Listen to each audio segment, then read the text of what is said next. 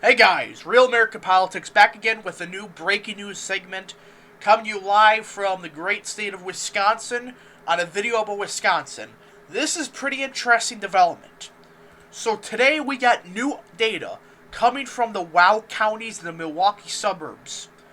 This is the part of the state where Trump struggled immensely, in particular these three counties, well these two, Ozaukee and Waukesha County. These are two Republican strongholds of the state. And Donald Trump, for a Republican, did absolutely abysmal for a Republican in the great county of Waukesha and Ozaukee.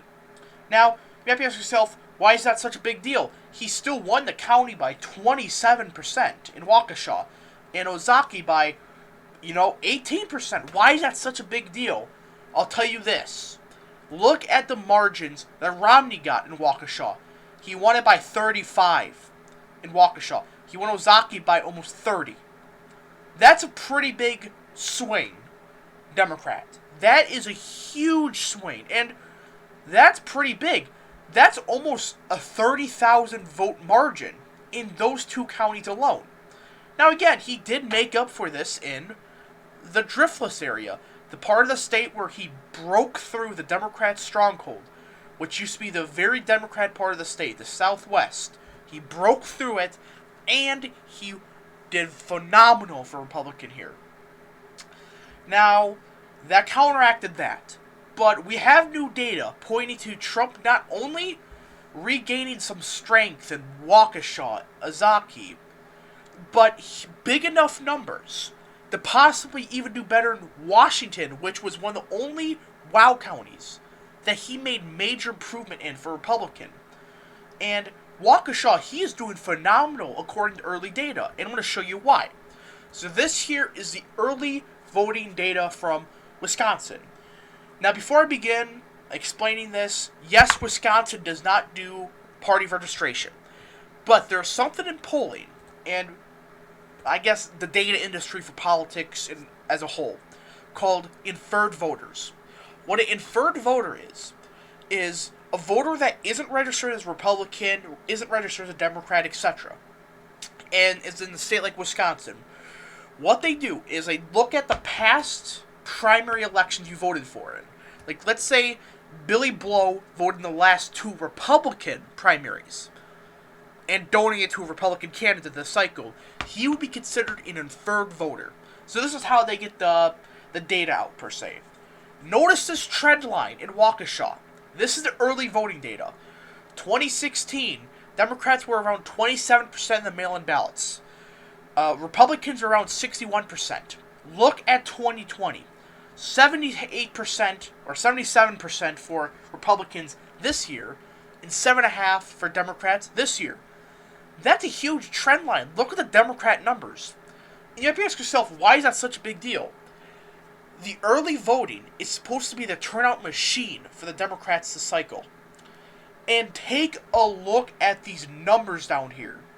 These are incredible numbers that Republicans are getting. And remember, early voting and mail-in voting is supposed to be the weakest part of this election for the Republicans.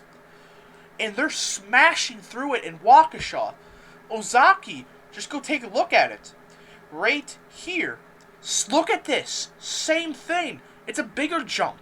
More Republicans are voting early. And this is terrible news for Democrats. Because these three counties, Trump struggled immensely, well, these two, for Republican. Because take a look at the change from 2012. These two swung heavily Democrat. And in total, that's around 45,000 vote margin right there alone he lost. In just those two counties. That's pretty big. And really, there is positives also coming from the state of Wisconsin from 2018. Take a look at the 2018 governor election. Walker pretty much regained everything in Waukesha and pretty much everything in Ozaukee, and did a little bit better in Washington than Donald Trump. And he did better in places like Wellworth, I believe. Yes, that's huge. These suburban counties he improved in over Trump. Like, we're seeing that's another county he improved in. So really, we already known that Trump was probably going to do better in these this part of the state, the suburban Milwaukee area, because of Scott Walker improving there.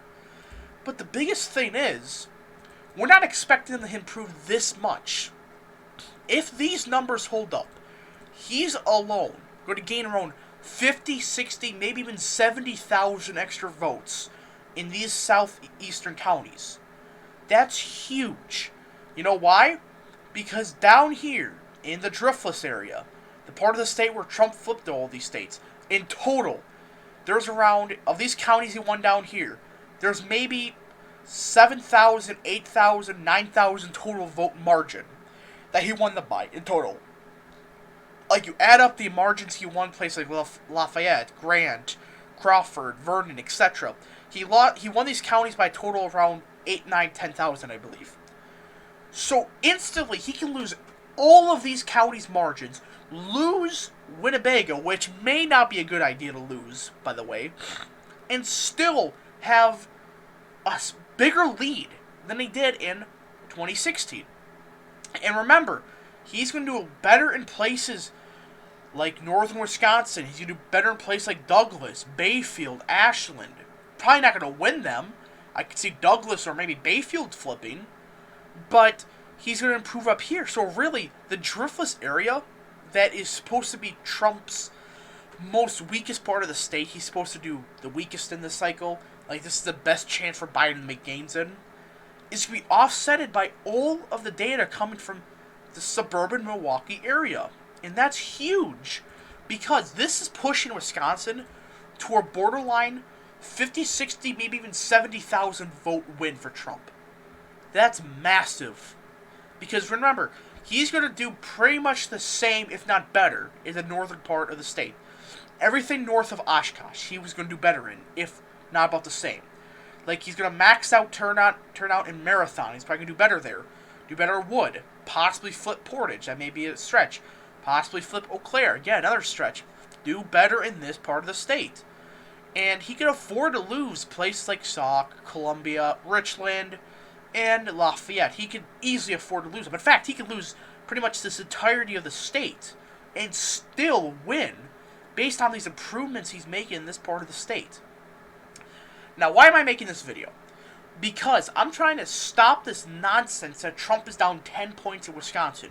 If he was down 10 points in Wisconsin, we would be seeing in the county of Waukesha pretty much a tie, if not a big Democrat lead in early voting. But we're not. We are seeing massive turnout for Republican base. And again, these voters, they're probably not going to go for Biden. Because, yes, Clinton improved by a point in Waukesha. But that's probably the peak that Democrats can improve by. 33.3% is probably their peak in Waukesha. The data is just showing that Trump is going to make massive improvements in this part of the state. That's going to offset pretty much anything in the Driftless area. And remember, the northern part of the state is looking really good for Donald Trump. So yeah, this was kind of a breaking news, I guess. Data analysis, whatever you want to call it. Hope you guys enjoyed this quick data analysis thing. If you guys did, hit the like button down below, subscribe, share with your friends, hit that little bell, and see you guys in the next video, or breaking news, wherever it's going to be. Thank you. Goodbye.